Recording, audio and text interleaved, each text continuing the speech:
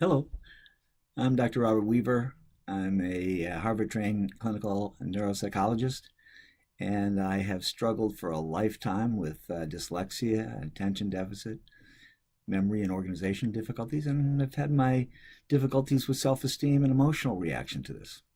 So today's topic is really about how to manage, understand, react to the emotional components of ADHD and executive function, or EFD, issues that children and adolescents and adults struggle with.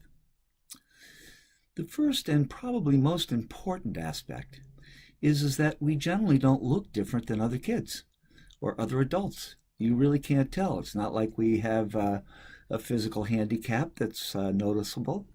And another issue that's very difficult is when there's something of high interest, we do very well. In fact, it's a real strength.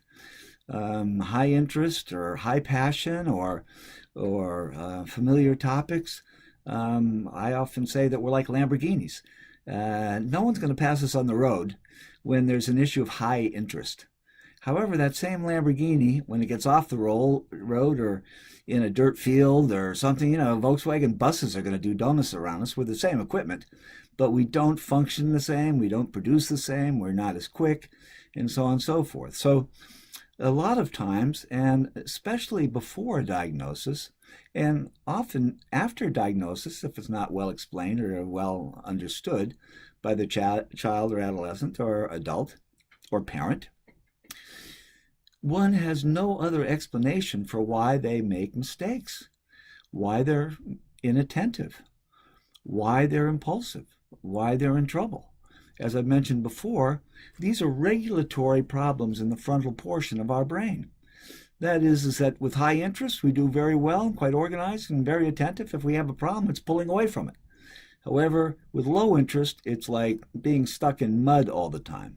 So if people and the person doesn't understand that these behaviors are so variable, much more variable than those without these difficulties, then we're often trying to assume what is going on with us that we make such mistakes or we're in such trouble or we have conflicts.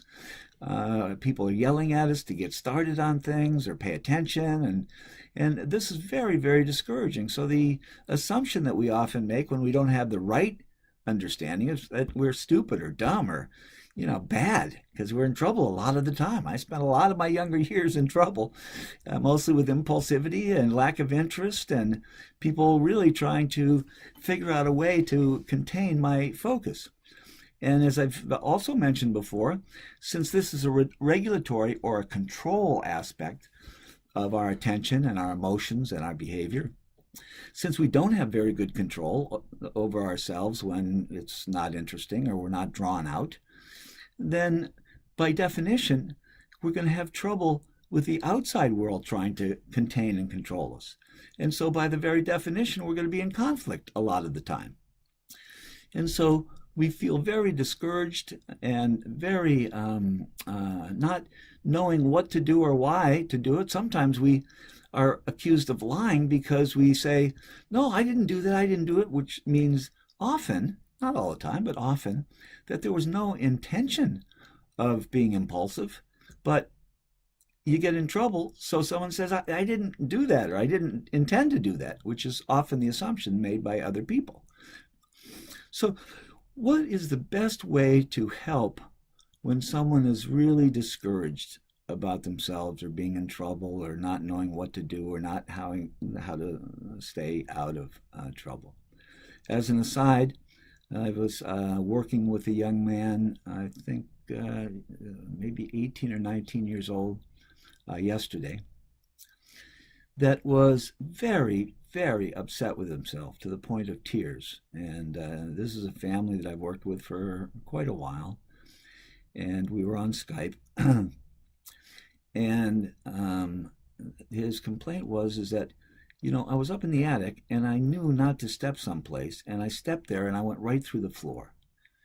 And then earlier on in the day, he had broken an important piece of equipment, and he was just saying, "I can't believe that I am so unable to manage my mind. I'm in trouble all the time, and it's been like this forever, and I'm really sick of it, depressed with it. I can't stand this anymore. And so we had kind of a crisis meeting. And the thing that was most important in this was, again, the understanding that impulsivity is not your fault. It's one of the main things that we stress. Not your fault. It's your responsibility to manage it, 100%.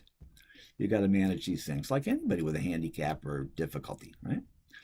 And so what's the best way to manage one's mind when we are impulsive, we move things through too quickly, we might have an idea not to do something, but our body's already in motion. We sometimes joke about, lightly, of course, ready, shoot, aim.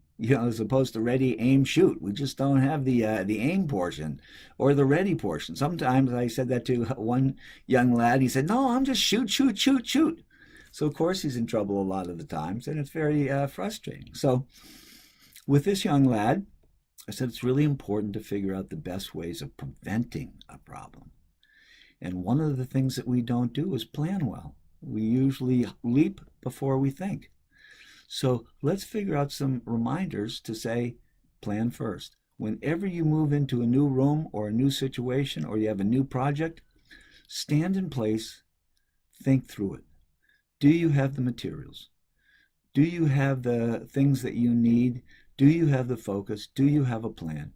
Because prevention is the best way to counteract impulsive errors and moves. And so through further discussion and figuring out ways, we went through an example where he was going to go someplace with his girlfriend. And I said, "So how do you put this in practice?" And he said, "Well, before I go in, I could stop. I could think about it. I could have a conversation with my girlfriend. What is it that I need? Where can I go? I don't need to rush through things." So prevention allows someone to feel in much better control. The more control we have, the better self-esteem we have, the better focus we have, and the better that we feel about ourselves. So one thing to really understand for the person with these issues and for those around, these are not faults. We were born with a certain set of neurons that we can change, that we can be responsible for. So let's take fault out of this. Let's take self-blame out of this. Let's let people know that there's lots of people that have attention and organization issues that we would never know. It's insidious that way, right? We can't tell from one person to another. And how many times did I hear or others hear, "Well, geez, if you would just work that hard, right, on your studies, as you do in building a fort up in the middle of the trees, and then you'd be doing great in school." Well, that's because our minds just don't work the same about that. The other thing that's important to know is that the older that we get, the more choices we get, and the more interesting topics that we can pick, all the way through high school or in a field of study that we want as we get older, or through college and graduate school. The older we get, the more we can pick about what's interesting. Some people say, "Well, gee, you never get rid of attention deficit. You have it for a lifetime." I always say, no, the conditions change. And, during school or doing, when you're training or doing something like that, it might very well be that maybe 20% is interesting, but 80% is developing the basic tools. But out in life, hopefully, if you have good self-esteem and you choose the right things that you're highly interested in, 80% is of high interest and 20% might be of low interest. So these things change over time, and it's a really important way to feel optimistic about getting to the place where you're doing something that you really, really like, because like those Lamborghinis, you will be doing very, very well, and you will have better frustration tolerance, because we tend to be in the moment. So we tend to feel things more intensely than most people do that are in a context of what happened before, what's happening now, and what's going to happen. We don't always have that context. So our frustration tolerance and anger and so on and so forth can be more intense than others. But it's really important to develop the tools of knowledge. Not my fault, is my responsibility. I do need to do some planning in advance. I know that I can tell myself, time to plan, or I can put a picture of it, time to plan. The more I say these things that help us be in better control, we've talked about everything has its place, touchdown, do it now. These things can really stick, really help, and really help people feel much more in control so that the errors that they make are much less frequent over time. The last point I'm going to make, because I'm trying to keep these under 10 minutes, is it's one of the reasons that we highly believe in developing self-advocacy skills. Not as an excuse, but so that others can understand what we understand. And the more that we can help others understand, the more that they will be patient with us because they understand that we're working really hard as well. So I want to thank all of you that have sent in notes. I'm going to be talking about maybe how to manage the holidays sooner. I know I have a topic about maybe a little bit of an autobiography. Sometimes it's a good example to share with others that are discouraged. And I will look forward to having anyone or all of you check out our new website, www.weavercenter.org. And of course, please write me any questions that you might have. I'd love to respond to those. rweaver@weavercenter.org. And thanks so much. And I hope that this holiday season is a really good one for you all. Bye.